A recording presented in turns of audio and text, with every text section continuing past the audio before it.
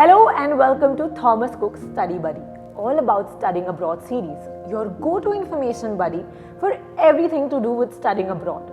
Just like the last time where we had guided you all through the process of studying in Canada and USA, today we will guide you through all the nitty-gritties of studying abroad across top 5 countries, for which we have Mr. Ajay Sharma, the study and immigration expert who has been counseling students for more than 3 decades now for their higher studies abroad. Welcome, Mr. Sharma. We have some questions that our students are, waiting to know from us.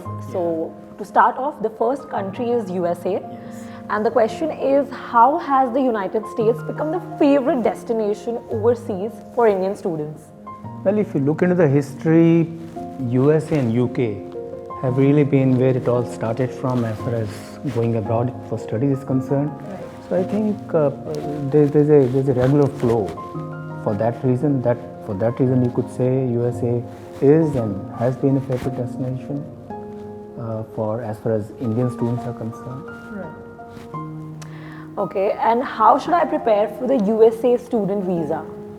Preparing for any student visa application requires that you are truthful, you are honest, and you are able to provide the correct required evidence as to how you're going to support your studies while being there. So you meet all these basics and you have the visa. Great. Also, sir, can an Indian student in the USA apply for the H-1B visa? Well, yes, the student can apply, specifically if coming from STEM courses, the ones in science, technology, engineering, mathematics. So specifically in that, the chances of getting H-1B visa are really good. For the generic courses, well, it's a big question mark at times. For STEM courses, yes, one can apply and one can get H-1 in due course, provided one gets an American employer to sponsor. Great. Okay, so we have some questions from Canada. So, starting with the question, why do students, like most students, choose Canada student visa as compared to other programs? I think you mean Canada as a study destination. Yes, it's become popular than other countries now, specifically for the reason that Canada provides pathway to work permit, to PR, so that's what makes it more exciting. And also Canada does have some world-class universities, like University of Toronto, British Columbia, University of Waterloo. So some really great universities, institutions backed by the pathway to PR. That's what makes Canada an exciting destination for students. Well, that's great. What are the other reasons for the current Canada study visa application backlog? It's so much better than other countries. So much better than countries. USA, one is talking about a long time. Right. So, but we should give this benefit of doubt to all the countries. We're just coming out of last couple of years of backlog. So, if it's happening within 3 to 4 months' time, it's fine. My advice to all the students is please plan it in advance. Definitely. That's the great advice anybody can give. And also, when will the visa Canada processing time normalize? I would say from the next session onwards. In fact, we already see it happening from the first quarter of 2023. We see it happening that it will be normal. Because I think everyone's just wanting to know about that. Also, how does one apply for the Canada PR visa after completing their studies in Canada? Well, first of all, it depends on what course you have studied. Okay. Number one. And number two is this, that work permit normally will be given depending on the duration of the course for 1 to 3 years.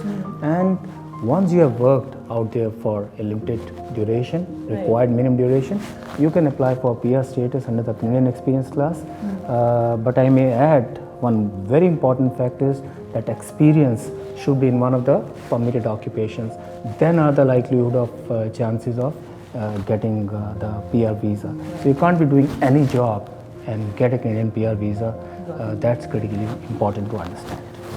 Thing to keep in mind. So, some questions from Germany. So, to start off, is a German student visa easy to get? Nothing is easy to get. In our trade, there is a very popular saying that what you get is easy and what you don't get is very difficult. It's as simple as that. But yes, one can plan And specifically, surprisingly, in case of Germany, there's been a lot of fraud cases, students making wrong documents, and in fact, German embassy specifically took out a notification on that. Be cautious. We are watching. Due diligence is important. And another case, a very important fact about Germany is to understand that in case of Germany, you need to have more than basic learning and understanding of German as a language, German language, to be ultimately be able to work there in due course and become a resident. That's critically important. So, sir, a lot of students have asked this question and they're really, wanting to know if this is true or no. So, is it true that German universities do not have any tuition fees? Well, most of the public German universities do not actually have a fee, but then you are indeed expected to have enough funds to support your living expenses and other related expenses.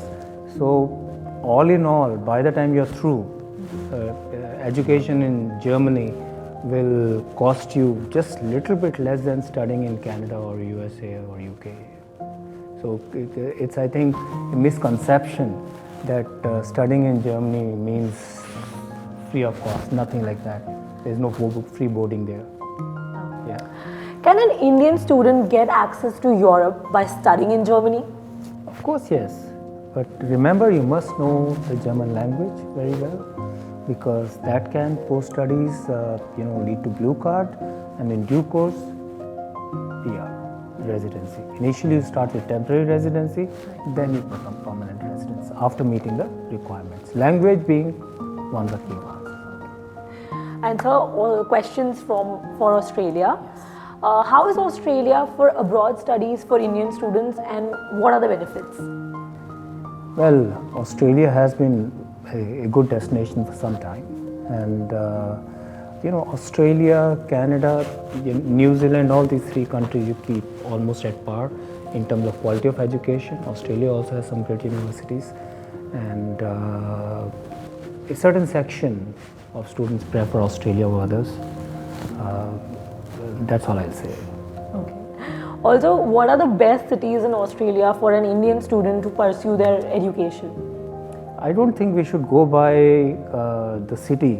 We should go by the quality of the institution. So whichever part of Australia, Melbourne, Sydney, Perth, Adelaide, Brisbane, so whichever part of the world, Australia, the university or an institution that can provide you the best education is located, you go there. Don't go by the fact that I have to be in Sydney or Melbourne. Can students with Australian study visa apply for Australian PR? Of course they can. Of course they can. But keep in mind that Australia has an occupation in demand list.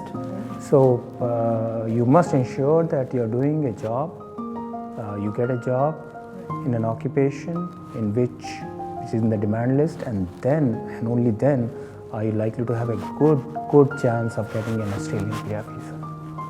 Okay, thank you. Also, some questions for New Zealand, which is, can New Zealand be an alternative to Australia as a better study destination?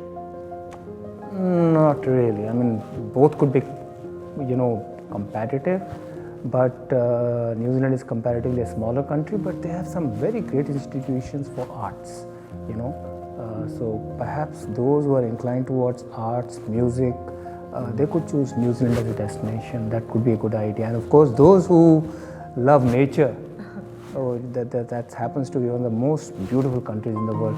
So you will fall in love with nature while studying in New Zealand. Right, so they can decide. Okay, and how would you rate New Zealand as a study destination for Indian students? Well, it's affordable than other countries. The most important thing.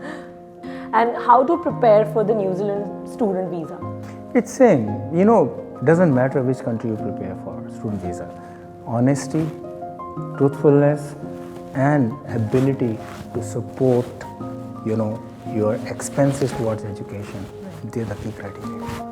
Thank you so much, sir. Also, just before we finish, any general advice or some suggestion, feedback you would like to give all the Indian students watching you and, taking some advice from you? My first and foremost advice is please for God's sake, do not plan to go abroad for studies just for PR visa. I think that's the biggest blunder people do.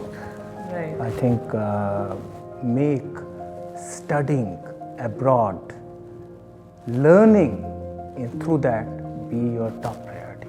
Because remember, your parents are spending hard-earned money.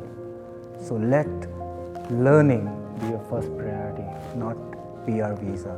Number 2, selection of course. So I find it very, very strange that kids going abroad, spending hundreds and thousands of dollars for doing BBA, which to me doesn't make sense. Do courses. If you're getting admission to great universities, then it's understandable. Otherwise, if possible, preferably go for study abroad in the right course, right university, with the objective of learning first and nothing else later. That's my advice. And last but not the least, a mistake that kids often do is that they fall in love with working too many part-time hours, while studying, which in my opinion is a blunder. In the process, their scores come down because they are too busy doing part-time job, and in the process they're not able to focus on study. And when they don't focus on study, their scores come down, and when their scores come down, they don't get a good employer hiring them after the studies are over. And studies are over, you don't have a good employer, even chances of a PR visa comes down. Doesn't matter which country you go to. These are some specific areas. All hand in hand. Yeah, exactly. So this is some of the tips that I like to give to the students. Thank you so much, sir. It was a pleasure speaking to you. Pleasure all mine. I hope all the Indian students out there who are planning to study abroad are well versed with everything that they're supposed to do and plan next. Whether India or anywhere, if you are going to study abroad, follow these simple rules and they'll help you. Thank you so much, sir. It was a pleasure speaking to you, and thank you for answering all the questions related to studying abroad and helping out students out there.